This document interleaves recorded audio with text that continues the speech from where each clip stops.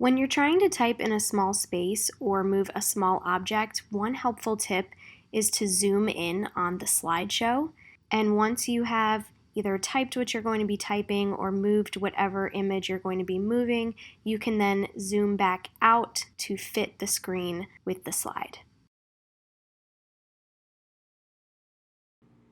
We're now going to look at what you do when you divide a decimal by another decimal. We're going to take 73 and 2/10 and divide it by 6/10. So we're going to start by putting our dividend into our division symbol.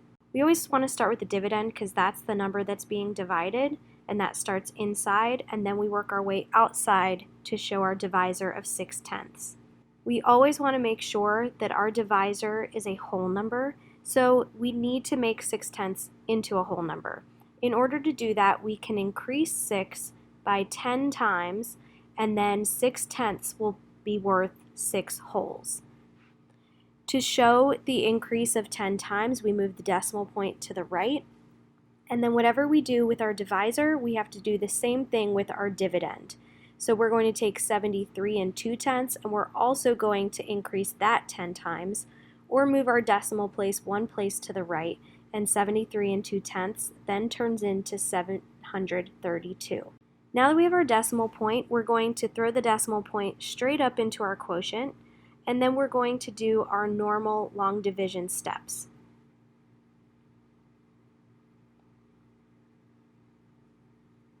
Once you've finished dividing and you do not have a remainder left, we're going to look at our quotient.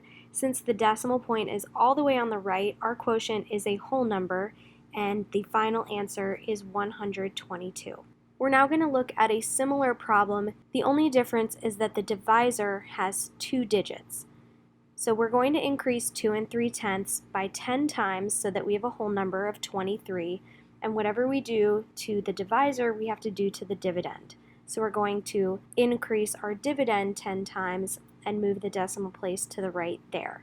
Then we're going to put our decimal point straight up into our quotient, and then we're going to divide just like we would with whole numbers. When you're dividing by a 2-digit number, it's a little bit more challenging than a single-digit number, so you may have to do some extra work on the side to find out how many times your dividend can divide by that particular 2-digit number. And once you have your final answer, because the decimal point in our answer is all the way to the right of our digits, our answer is a whole number and our quotient is 58.